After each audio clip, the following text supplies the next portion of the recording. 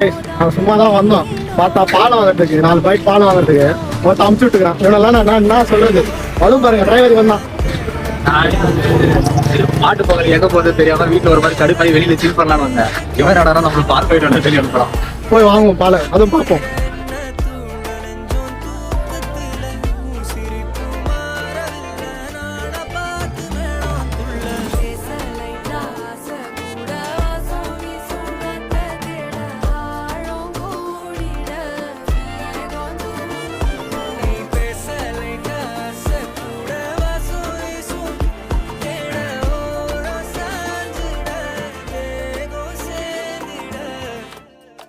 கடைசியில மாட்டு பொங்கல் அன்னைக்கு பால் பயிர் வேணா வச்சிட்டாங்க.